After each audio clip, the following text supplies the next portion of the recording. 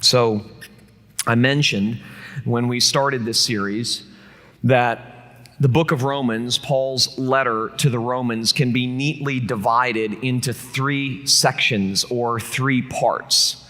There's the diagnosis part, which is chapters 1 through 3, where Paul spends time diagnosing the entire human race. And then there's the deliverance section in chapters 4 through 11, where Paul speaks eloquently and deeply about Jesus, the deliverer, the one who comes to help and to heal and to rescue and to free those who Paul has described in chapters 1 through 3 are in bondage and enslaved. And then beginning in chapter 12, what we find is the description section. From chapters 12 through 16, Paul begins to describe what freedom on the ground of everyday life looks like. For those who have been diagnosed and delivered, this is what life begins to look like. He begins to describe freedom. He begins to map out what a free life looks like and feels like. And he begins his sermon, because that's really what Romans is. As I mentioned in week 1, Paul is stuck. He's not sure he can get to Rome. He desperately wants to get to the churches and to the Christians in Rome. He's stuck. He's not sure he can get there. And just in case he can't get there, he pens a sermon, basically says, this is exactly what I would preach to you if I came. Hopefully I can come and preach this message to you, but just in case I can't, just in case I don't make it, here's my sermon in written form. And he begins his sermon by giving bad news. As I mentioned, chapters 1 through 3, he writes those chapters, he preaches those chapters to demonstrate that no one is good, everyone is guilty. Moral people are guilty, at least people who think they're moral. Immoral people are guilty. Religious people are guilty. Irreligious people are guilty. Good people are guilty. Bad people are guilty. Rule keepers are guilty. Rule breakers are guilty. He levels the playing field in those chapters by showing that all have sinned and fallen short of the glory of God. There are no back doors. There are no exits. That every single human being who has lived, is living, and will live comes into this world guilty and condemned, rightly so. And we're supposed to come to the end of chapter 3 and feel desperate and dirty. That's what he wants us to feel. That's what God's law does to us. It breaks us down and shows us who we really are and exposes us. And so Paul intends for us to come to the end of chapter 3 and feel desperate and dirty, because beginning in chapter 4, he moves from the diagnosis section into the deliverance section. And we will never, ever experience the beauty and the weightiness of our deliverance if we don't first feel the weightiness of our desperation. And so Paul preaches a sermon here. And he preaches the law and shows us that we're all guilty. And then he begins to preach the gospel. And he shows how Jesus alone has come to do for guilty, desperate, dirty people like you and me what we could never do for ourselves. And in the course of the deliverance section, which we're almost through with, beginning in chapter 4 and going through chapter 11, beginning in that section, he has introduced some pretty big words. Some huge life-altering ideas. He's introduced us to the word justification, reconciliation, adoption. The last 2 weeks we looked at the big word election. I mean, he's introducing us to these gospel-fueled, God-soaked words that when you begin to unpack, set you free and help you understand just how one way and unilateral God's rescue of people like you and me actually are. And throughout this entire section that we've looked at so far, he's made one point. His point in introducing us to all of these words and all of these big ideas, all of these concepts is singular. His point is this: in Jesus, God has come to do for you what you could never do for yourself. That's what he wants to say. It's what he's trying to beat into us in a variety of different ways. Jesus has freely given to you what you could never get for yourself. God saves bad people because bad people are all that there are. God saves weak and selfish and foolish people because weak and selfish and foolish people are all that there are. He wants us to know that God's rescue is one-sided, single-handed, and total, that God rescues from beginning to end, that those he predestined, he called, and those who he called, he justified, and those who he justified, he glorified. From beginning to end, this rescue is all of grace. It's all of God. Or as Job said back in the Old Testament, salvation is of the Lord, from beginning to end. And Paul wants to make that abundantly clear to all of us by introducing us to these big words. He's not trying to win necessarily a theological war. He's not arguing in the realm of ideas only. He knows that all of these words, justification, reconciliation, adoption, election, have deep existential meaning to us as we live our lives on the ground of everyday life. Well, in this section, he introduces us to another big word, a word that we may hear if we go to church, but it's not a word that we hear a lot out there. It's not a word that we use in our everyday language. The word that he introduces us to here and unpacks is the word righteousness. Righteousness. Not a word that we are terribly familiar with in the workplace or around the dinner table. But righteousness is something, whether you have ever heard that word before, or have ever understood that word before, or if you use that word, righteousness is something that we crave. In fact, righteousness, whether you realize it or not, is something that we not only crave, but pursue. It's something we know we need. It's something that we desperately want. And like justification and all of those other words, the subject of righteousness is not simply a theological issue. It's not. Too oftentimes in church, when we hear these words, we keep them up here, and they remain theological categories and concepts, and they never actually touch down into our lives and do what they are intended to do, which is to liberate us and to set us free and to open our eyes and to remove the guilt and the shame that we feel as we live our lives on a daily basis. You see, believe it or not, whether you know this about yourself or not, the haunting question of all of our lives is, how can I be right? You may have never put it that way. That may be the first time you've ever even considered it. You may be sitting there right now going, I've never asked that question before. That's not the most haunting question in my life. How can I be right? But it is. And I'll show you.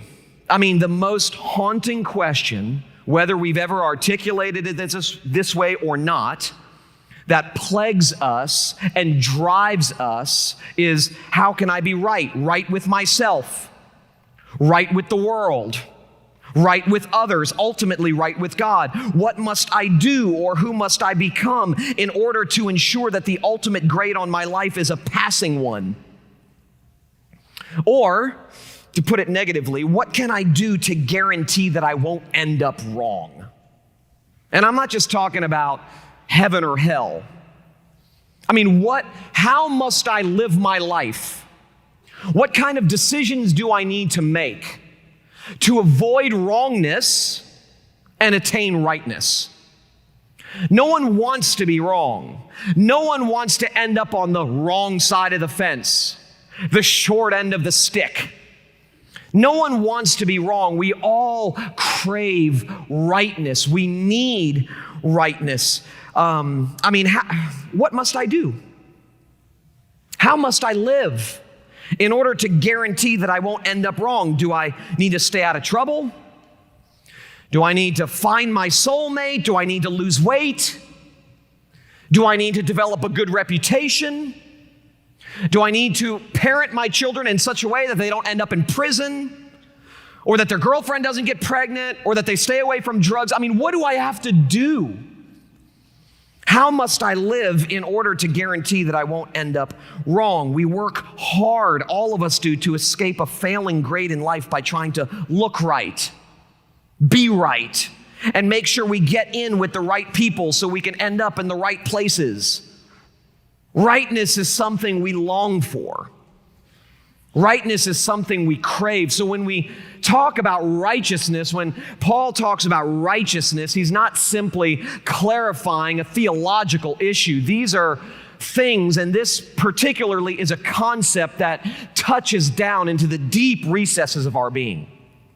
He's speaking into our real humanness, how we're wired, the ways that we try to secure for ourselves those things that only God can give. I mean, every one of us want right relationships, right kids, a right career. We want to live our lives right. We want to end our lives right. We don't want to get old and have regrets for pursuing the wrong things, ending up in the wrong places with the wrong people. We have got to get it right. It's the way we feel. It's the way we live. It's the way I feel. We got to get it right. Too many moms live with daily regrets, especially when your children are small, and they're just terrorizing your life. They've invaded everything sacred. They've invaded your sleep. They've invaded your spontaneity. Most people get recklessly out of shape when their children are small. I can't even look at pictures of myself when my children were small. I've burned them all. They invade sacred spaces, sacred spaces. They interrupt our lives. And as a result of interrupting our lives, we end up saying things, thinking things. Maybe you don't say anything. Maybe you just think it. Kim's not going to like this, and I'll be in trouble. But I remember distinctly, we were very young when we had our first child, and we were living far away from home, and Gabe just didn't sleep. He just didn't sleep. And so there was one night, and Kim was nursing, so Kim would get up. There's nothing better for a father than a nursing mother, because there's nothing we can do in the middle of the night. We have to stay in bed, all right? So anyway, Kim was up, and Gabe just wasn't sleeping. We were both sort of ripping our hair out, and I was asleep, and Kim was awake, and we were living in this very, very small place, like 3 o'clock in the morning, and she's, cuddling Gabe and trying to get him to stop crying. He was very colicky, and I woke up to her singing a sweet lullaby, and this is what it said. I'm gonna put you in the oven. I'm gonna put you in the oven. And I woke up immediately. I was like, honey, give me the baby. Give me the baby. Go to sleep. It's fine, What mother, I can tell you, I didn't sing that particular song, but I've said things, I've done things that I wish I hadn't said and wish I hadn't done. Parents are supposed to be nurturing to their children and protective of their children. And even if we are self-controlled enough to not say anything, we think things. I was telling a friend last night, how many of us, even though we love our children, you are a liar if the thought has never crossed your mind, life would be so much easier if I had no children, okay? What kind of thought is that coming from a parent? It's terrible. And so we live with regret. Things that we've said, things that we've done, not just as parents, but as humans. Things that we have left undone. People that we wish we were instead of who we are. We're desperately trying to get it right. We're desperately trying to avoid the wrong. We don't want to live with shame. We don't want to live with guilt. We don't want to live with regret. And we've concluded that the only way to avoid those things is to get it right. To make sure that we get it right. Because as far as we're concerned, life and happiness depend on our getting it right in every way. And if you need proof that this is true, that we desperately crave rightness, here's something that I thought about this morning that exposed, just to test myself, to see if this is really true. Is it true that we crave rightness, that we long for righteousness, that we will do anything and everything to avoid the wrong, to avoid being wrong, to avoid being thought of as wrong. And so I tested this on myself this morning as I was sitting on the couch. And this is what I came up with. Our compulsion, my compulsion, to respond every time I'm criticized is the great revealer of just how much I've built my identity on being right. What happens when you're criticized? You know? Is there not something instinctive inside you that wants to come to your own defense? That wants to show and demonstrate and prove that whatever this person is saying is untrue? That you're not wrong in the way that they're telling you you're wrong? That you're actually right and you're going to prove that you're right? I mean, what is that internal compulsion that wants to desperately demonstrate we're right every time we're criticized? Well, that, for me, is such an exposure of my own heart and how I have built my identity on being right. Well, you're guilty too. We all are of this. We can't escape the desire, the longing to be right, to experience rightness, to avoid wrongness, to be righteous. Well, Paul here in these verses describes two approaches to righteousness, two very clear black and white examples describing two approaches to righteousness. We can either obtain the righteousness we crave by trying to achieve, which he says the Israelites were doing, or by simply receiving it.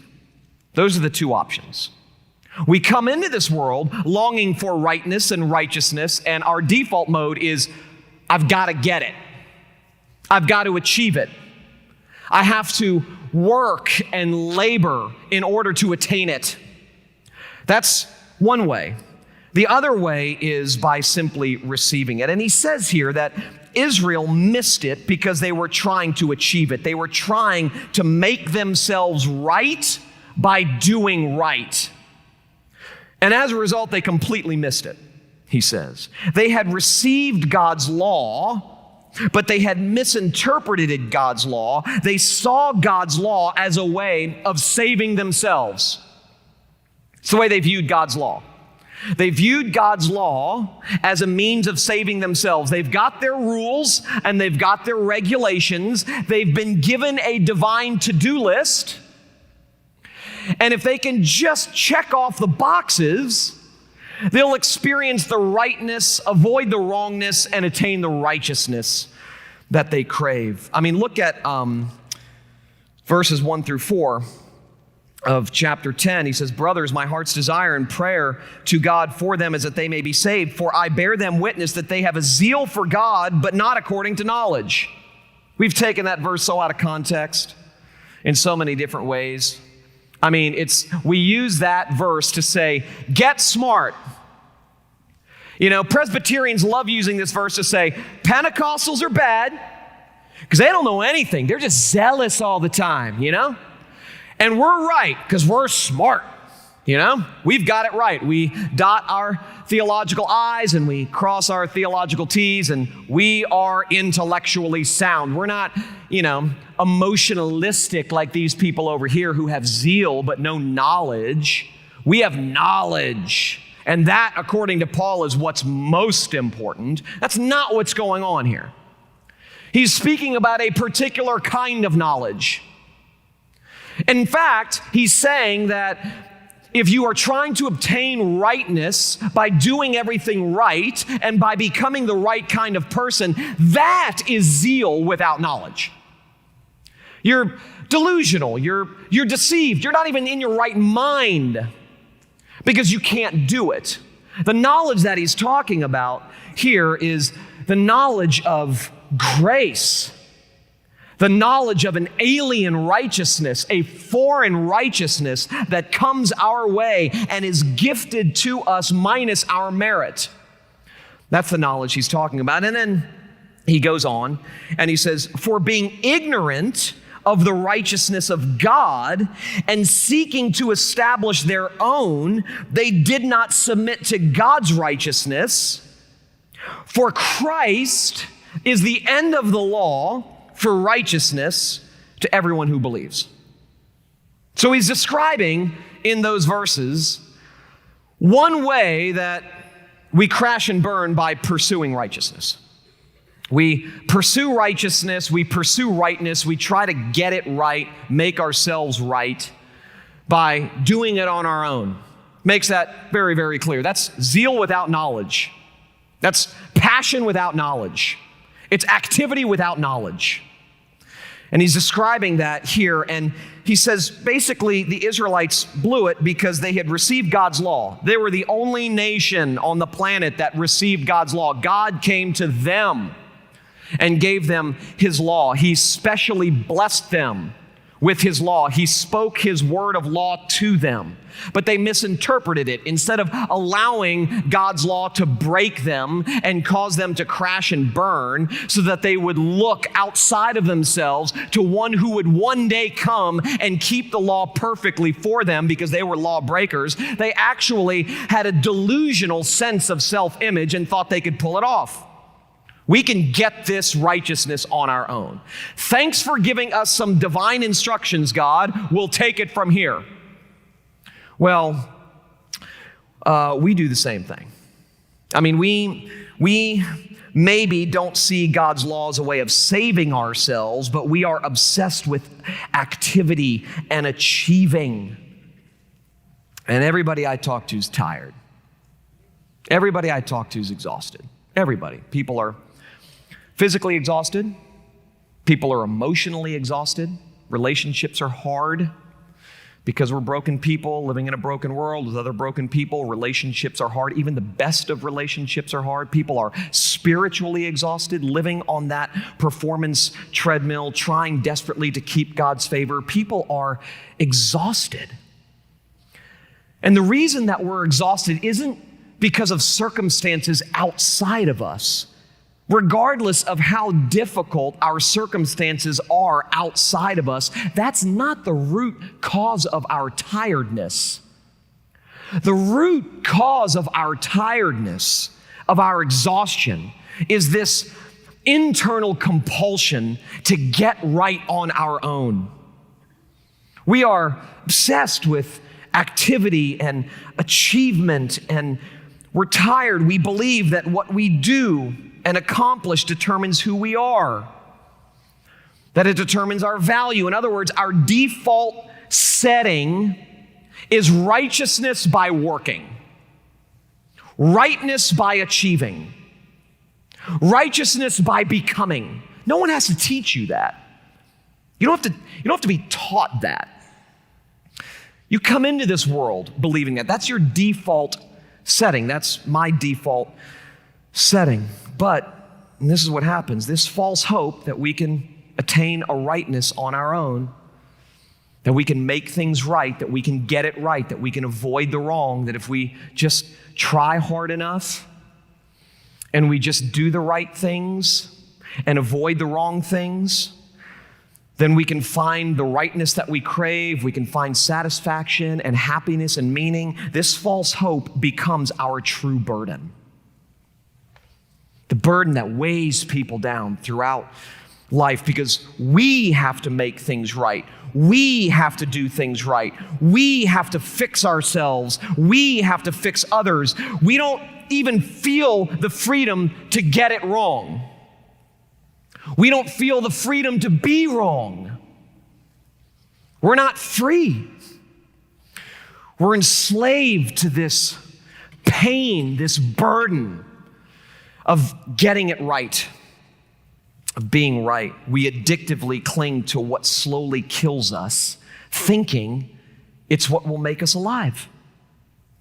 It's what happens. We addictively cling to and continue to pursue what slowly kills us, thinking, believing, concluding that this is what will make us alive. I've told you before that while the law offends us because it tells us what to do, and nobody likes being told what to do, because the law offends us because it tells us what to do, grace offends us even more because it tells us that there's nothing we can do. That's why grace is offensive. It's I was telling a friend the other day, the flesh is just viciously resistant to "it is finished." It's just viciously resistant to "it is finished." I mean, the law annoys us because it tells us what to do. And we might grit our teeth and bear it and do everything we can to do it, but it still annoys us. But there's something even more annoying, even more offensive, and that's grace, because grace tells us that there's nothing we can do. And if there's something we hate more than being told what to do, it's being told that we can't do anything, that we can't earn anything. So when Paul says here, beginning in verse 32 of chapter 9, why did Israel not get the righteousness they craved for? Because they did not pursue it by faith, but as if it were based on works, they have stumbled over the stumbling stone. What's he talking about? And then he goes on and says, as it is written, behold, I am laying in Zion a stone of stumbling and a rock of offense. What is that? What is that stumbling block? What is that offense? Well, it's the exact opposite of what he just described in the verse prior to it. He said, here they are trying to achieve rightness on their own by doing right, being right, and getting it right. Because they're just so terribly offended by the fact that there's nothing they can do, that everything's been done. Grace, in other words, the grace of God that comes our way in the person and finished work of Jesus, is a stumbling block. It's offensive. It offends us in the deepest inner parts of our being for the reasons that I just said, because it tells us that there's nothing we can do. And if there's anything we hate more than being told what to do, it's being told that we can't do anything, that we can't earn anything. You see, we are natural-born do-it-yourselfers. We just are. I've said this before, but the three words that have come to describe much of modern Christianity is not "it is finished," but just do it. Those are the three words. That's sort of the brand. The brand of modern Christianity is just do it. We've lost the three glorious, liberating words, "it is finished," in favor of just do it. We've taken our eyes off of Christ, the author and finisher of our faith, and we have begun to make the focus of the Christian faith all about our lives and what we do. And it shows itself in the ways that I'm describing, trying to achieve rightness, trying to achieve righteousness, trying to get it right, do it right, make it right, become right. We're natural-born do-it-yourselfers, so we wear ourselves out trying to accomplish the impossible. We would rather know what we should do, and yet God frustratingly continues to insist on telling us what He's done. Just tell me what to do. What is it that prompts that question inside of us? Tell us what to do. Just tell us what to do. And yet God is so annoying, to us sinners, because He just continues to frustratingly ignore the question. And He simply tells us what's been done. This isn't about you, what you do. It's your doing that got you into this mess. So just stand down. Relax. This whole thing, this whole enterprise is about what I've done and what I've given to you for free. That's what this is about. Remember in John 6, when the disciples approach Jesus and they're zealous, They have zeal, but not according to knowledge, because they ask Jesus this question. What must we be doing to be doing the works of God? That's the question. What must we be doing to be doing the works of God? Tell us, because we're all about doing the works of God. We just want to know what those are. So tell us, please, what must we be doing to be doing the works of God? And Jesus gives such an unsatisfying answer. I mean, such a lame answer to these guys. He says, do you want to know what you ought to be doing the works of God? Yes. Tell us. We've got our pads out. We've got our pens out. We're ready. You just speak the checklist. We'll write the checklist, and then we'll go do the checklist. Just tell us. And Jesus says, believe in the one whom he has sent. What? How anticlimactic. No. That's not what we asked. That's not what we asked, because what that does is humiliatingly puts us on the sideline. And we want to be quarterbacking the game. You can tell the draft was this weekend. I've got football on my mind. We want to be in the game. We want to be quarterbacking the game. Don't tell us to sit down, shut up, and relax. Who wants to be told to sit down, shut up, and relax? I'm a doer, a fixer, a problem solver. If there's anyone that can make it happen, I can. Moms think this way. Dads think this way. Humans think this way. Husbands think this way. Wives think this way. Children think this way. It's human to think this way. We wear ourselves out trying to accomplish what is impossible to accomplish. That's why we're tired.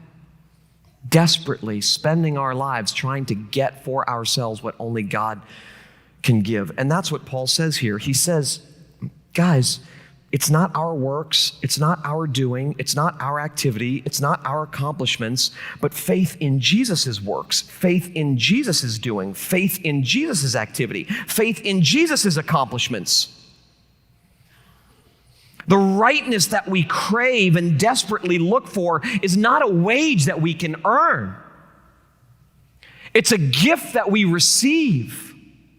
And so he makes it very clear, beginning in verse 30 of chapter 9. The Gentiles who did not pursue righteousness have attained it. That makes no sense. How do you attain something you don't pursue? Does that make sense in life anywhere?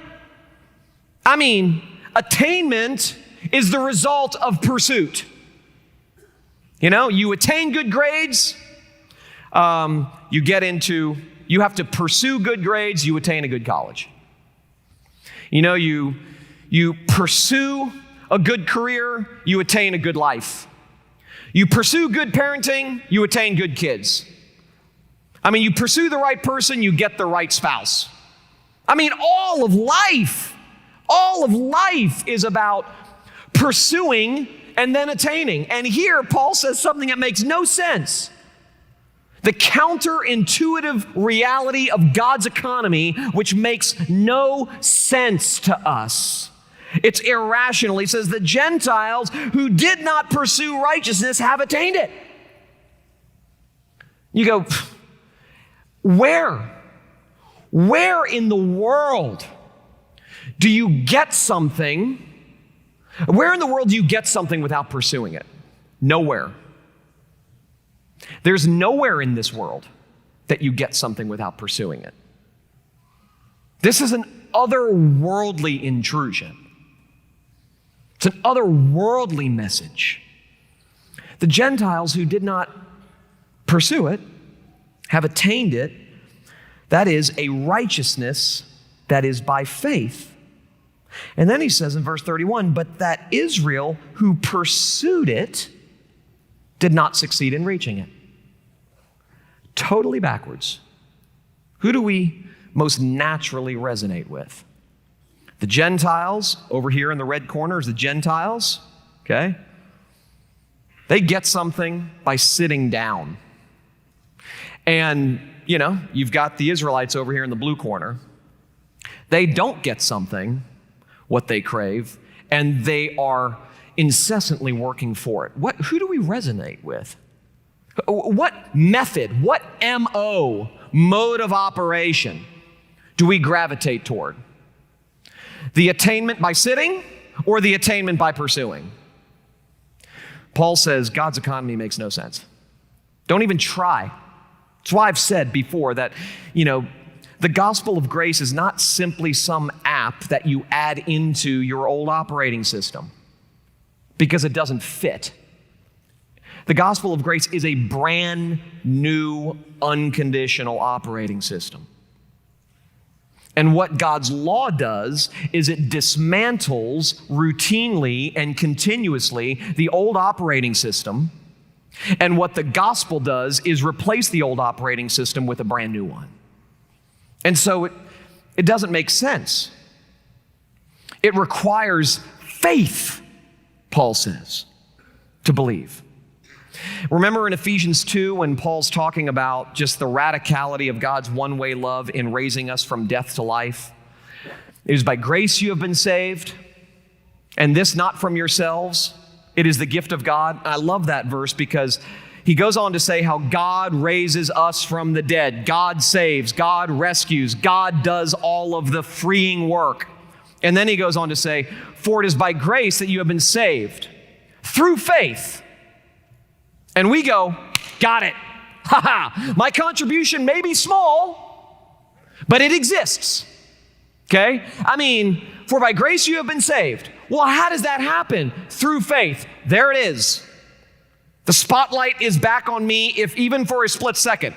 I at least contribute faith. And Paul says, I know that you're thinking that, so let me just add a parenthetical statement, but this itself is a gift from God. The faith required to believe is itself a gift from God. You don't even contribute faith. You and I contribute unbelief. That's our contribution, unbelief. God gifts us faith. And when he gifts us and grants us the eyes of faith, we see Jesus. And when we see Jesus, we see a righteousness that was earned by someone else and given to us. The rightness that we crave and long for, that we can only see and attain by the eyes of faith, which itself is a gift from God. God opens our eyes, God causes us to see, God gifts us. When the eyes of faith are opened, we cease our striving. And I'll explain here in a second why we desperately need to hear the gospel over and over and over again. You see, it's a gift of grace that we receive by the gift of faith. Righteousness, the rightness that we crave, is a gift of grace that we received by the gift of faith, which only comes, Paul says, as clear as day from the preaching of the gospel. Notice what he says in verse 17 of chapter 10. So faith comes from hearing, and hearing from the word of Christ, or the word about Christ. That's where faith comes from. It comes from hearing. So one of the great defenses, one of the great arguments for preaching the gospel over and over and over and over again, not just to people outside the church, but to Christian people inside the church, is because God stokes faith through the preaching of the gospel. And since our faith needs constant stoking because we are perpetually plagued by unbelief, John Calvin said we are partly unbelievers until we die. We're not finished. We're not home yet. We are simul justus et peccator, simultaneously justified and sinner. And because we remain sinners even after God has rescued us, sin is marked first and foremost by unbelief. And so God stokes faith. He reignites faith over and over and over again through the preaching of the gospel. And since our faith needs constant stoking, the preaching of the gospel needs to be constant. So I was reading something by Frederick Buechner yesterday where he says there are all kinds of pressures on the preacher to be all kinds of other things and speak all kinds of other words. That's just the pressure. We think we need to hear another word. We need to hear a different word. We need to hear another word. Paul says there's a word you need to hear over and over and over again.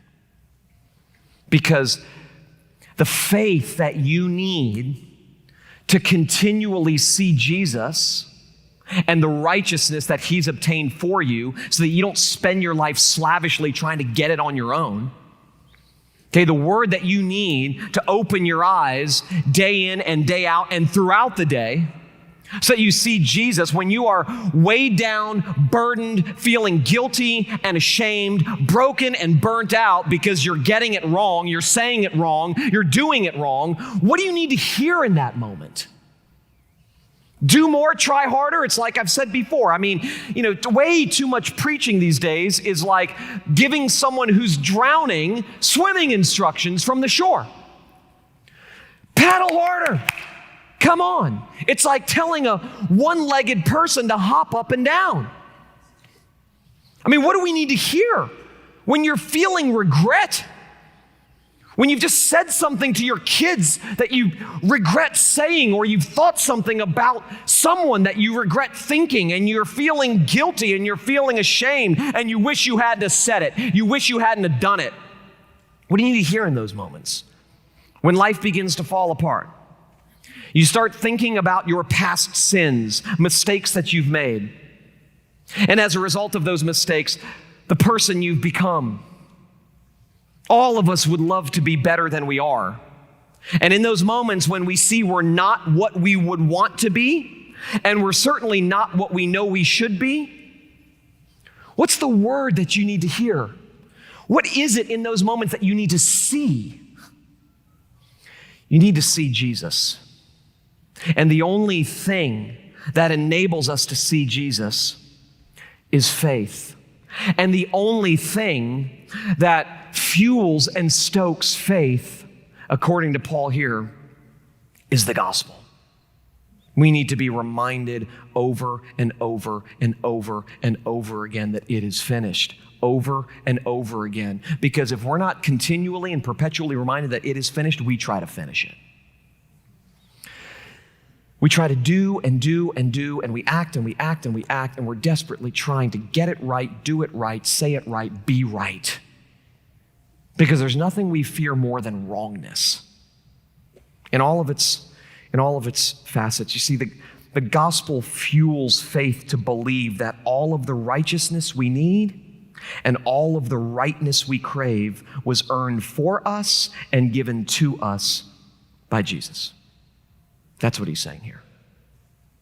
You crave righteousness. You long for rightness.